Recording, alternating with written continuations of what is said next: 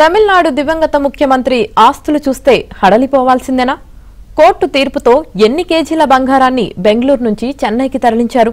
అసలు కోర్టులో ఎలాంటి వాదనలు జరిగాయి?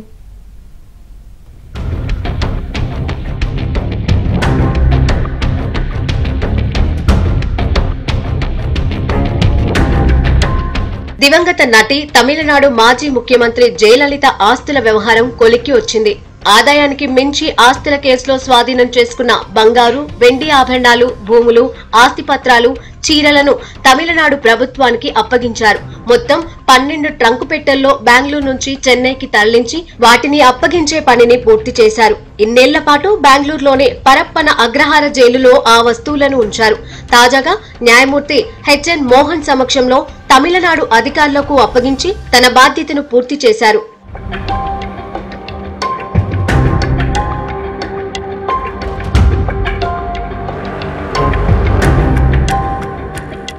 పంతొమ్మిది 1991-96 మధ్య తమిళనాడు ముఖ్యమంత్రిగా జయలలిత పనిచేశారు.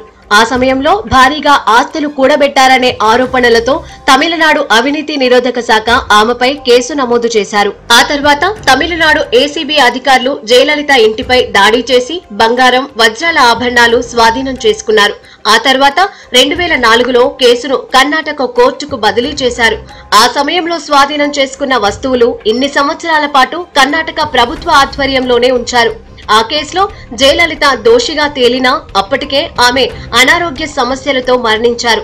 ఆ తర్వాత ఆ ఆస్తులు, వస్తువులు తమకు అప్పగించాలని, జయలలితకు తామే వారసులమని దీపక్, దీప అనే ఇద్దరు కోర్టులో పిటిషన్లు దాఖలు చేశారు.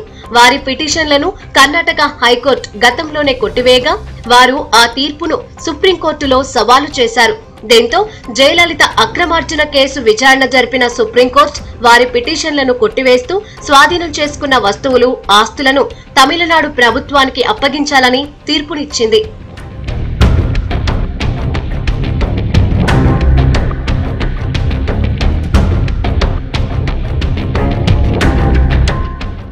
ఇక తమిళనాడు మాజీ సీఎం జయలలిత వద్ద స్వాధీనం చేసుకున్న బంగారం, వెండి, ఆస్తి, భూమి పత్రాలు, చీరలు, చెప్పులు భారీగా ఉన్నాయి. అందులో 27 కిలోల బంగారు, వజ్రాభరణాలు ఉన్నట్లు అధికారులు వెల్లడించారు. అంతేకాకుండా 601 కిలోల వెండి వస్తువులు ఉన్నాయని తేల్చారు. వీటితో పాటు 10,000 చీరలు, 750 జతల చెప్పులు ఉన్నాయని తెలిపారు. ఇక 1672 ఎకరాల వ్యవసాయ భూములకు సంబంధించిన పత్రాలు, పలు ఇళ్లకు సంబంధించిన దస్తావేజులు కూడా ఉన్నాయి. 8,376 పుస్తకాలు సహా ఇతర వస్తువులను జాగ్రత్తగా ఇన్నేళ్ల పాటు భద్రపరిచారు.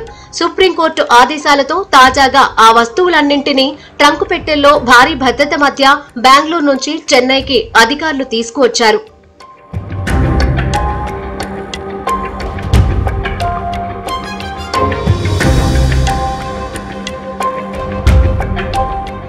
అయితే కేసు విచారణ సందర్భంగా ఆ వస్తువులను జప్తు చేసుకున్న సమయంలో వాటి విలువ 913.14 కోట్లుగా అధికారులు లెక్కగట్టారు.